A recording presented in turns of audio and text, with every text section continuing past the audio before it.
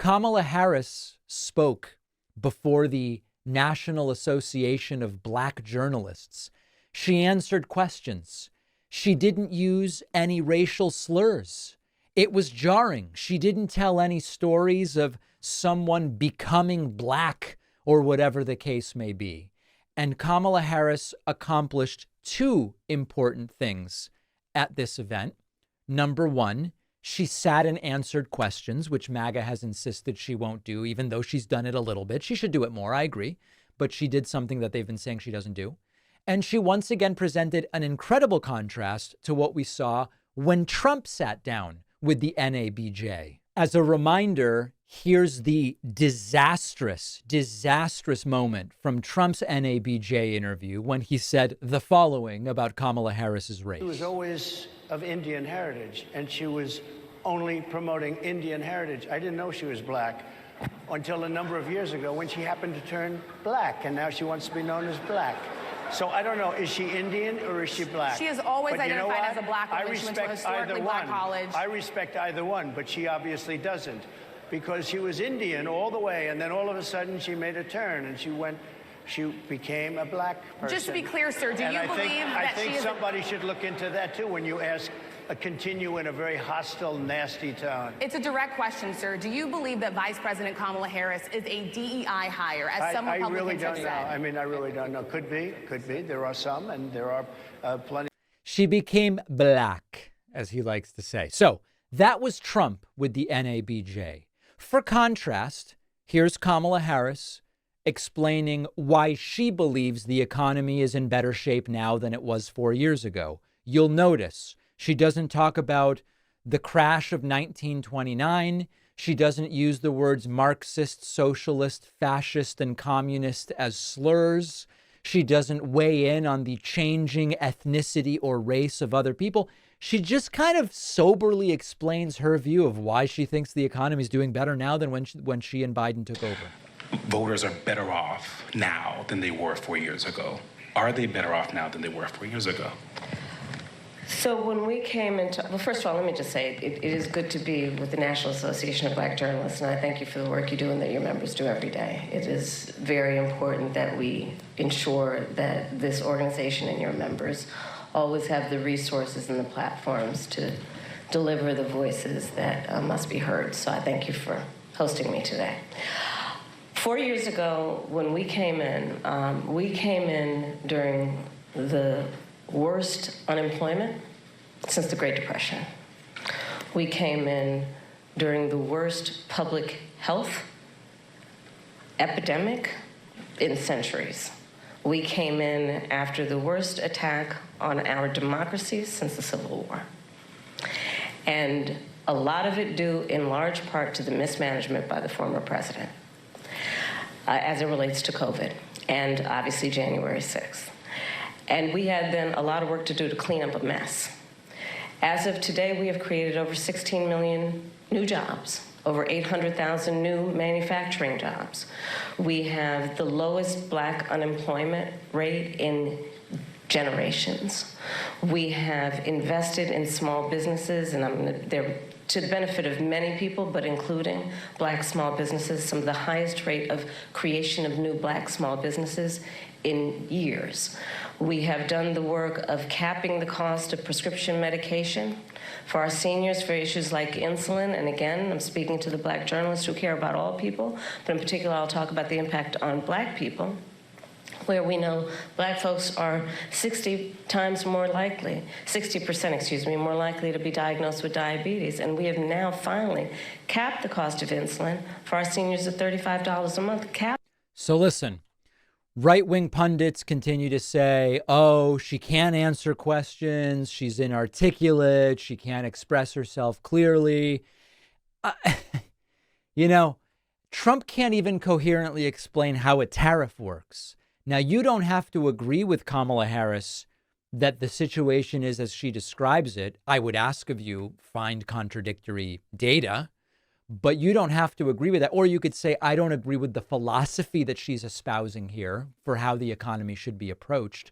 But she's very clearly explaining in coherent terms. I mean, how low is the bar with Trump that this we say, I don't know, she's explaining her views very clearly.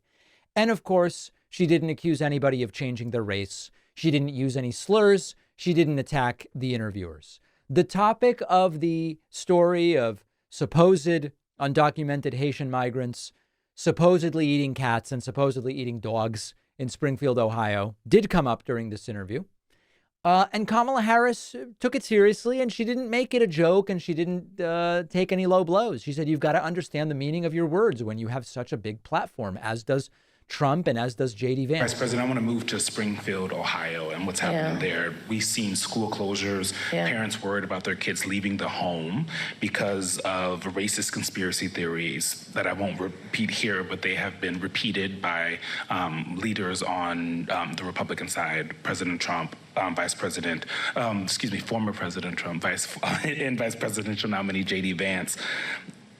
From your perspective, is this just a case of irredeemable racism that can't be mitigated by any rational action, or is this a situation in which a federal response could help this community heal?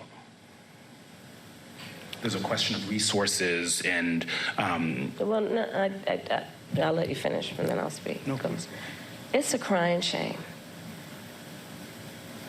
I mean, my heart breaks for this community. You know, there were children, elementary school children, who it was school photo day. You remember what that's like? Going to school on picture day? Who were dressed up in their best, got all ready, knew what they were going to wear the night before, and had to be evacuated. Children.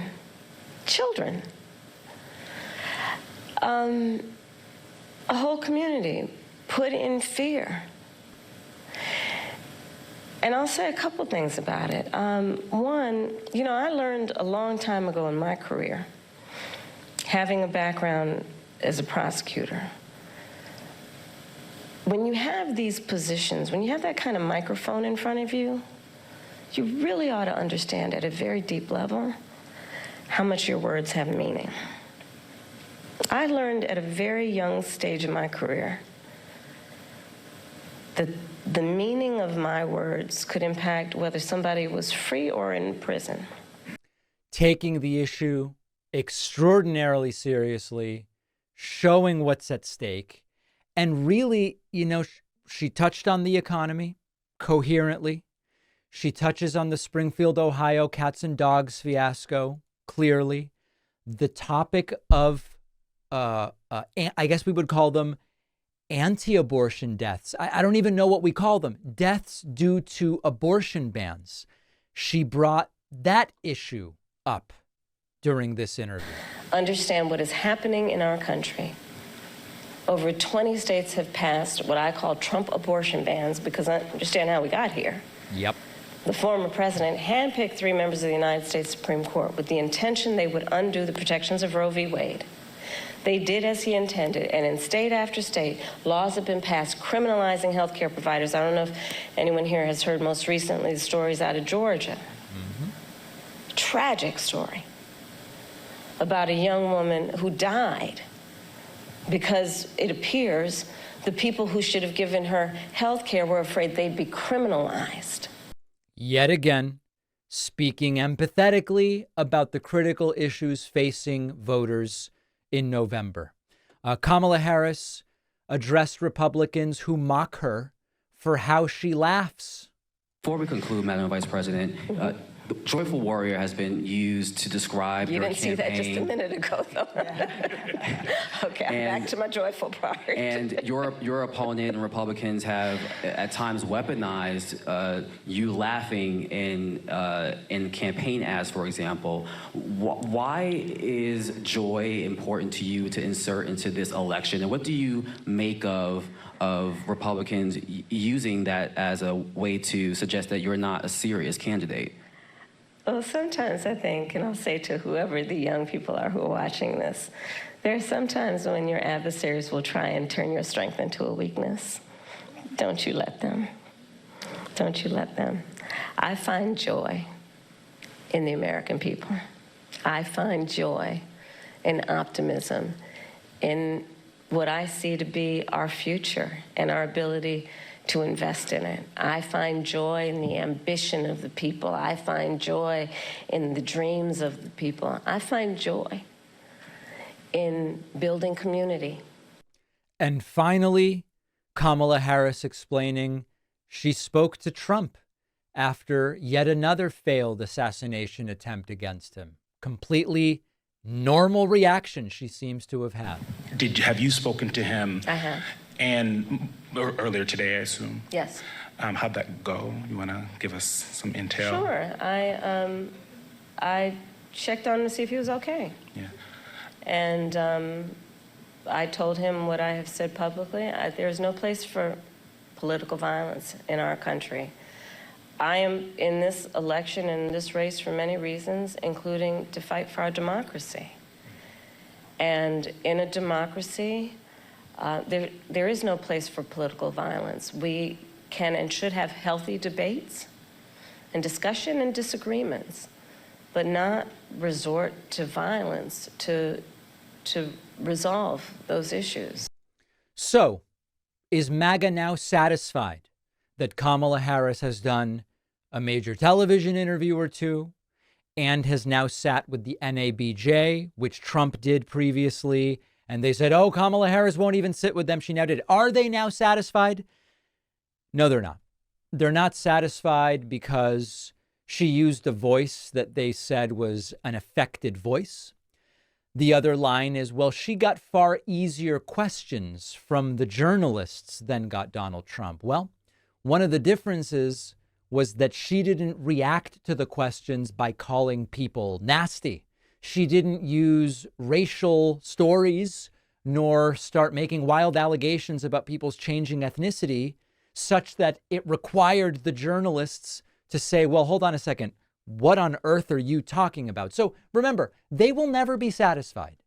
I don't personally think that your average American, Stacy the teacher in Arizona, Josh the nurse in Wisconsin, Peter the auto parts worker in Detroit, I don't think they're really paying attention day to day to whether these candidates speak to the NABJ, because they're busy working and living their lives, and they're going to vote for whoever they believe presents the most realistic and positive vision, economically in particular, but also in other ways for the country in November. But to the extent that people are paying attention to what Trump says to the NABJ and what Kamala Harris says to the NABJ, it's hard to watch this and say, ooh, she sounds incompetent. Very difficult, particularly when viewed in contrast to Donald Trump's appearance before that very same group. Let me know your thoughts. info@davidpakman.com. Make sure you're subscribed on YouTube, youtube.com/The David Pakman Show. Are you having trouble sleeping or staying asleep? Sleep is one of the most important foundations of mental and physical health.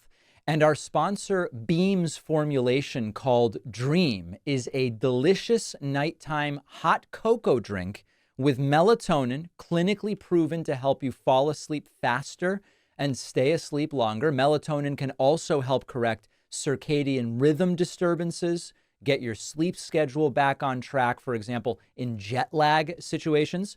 Dream comes in great tasting flavors like mint chocolate chip, chocolate, peanut butter, sea salt caramel. I love the cinnamon cocoa version. No sugar added, sweetened with monk fruit, just 15 calories per serving. Dream hot cocoa it's just a nice way to wind down before bed. It's hot and flavorful. It's not overly sweet. It's a soothing way to relax about an hour before going to bed. Go try Beam's best-selling Dream Powder and get 40% off for a limited time when you go to shopbeam.com/Pakman and use the code Pakman. The link is in the description.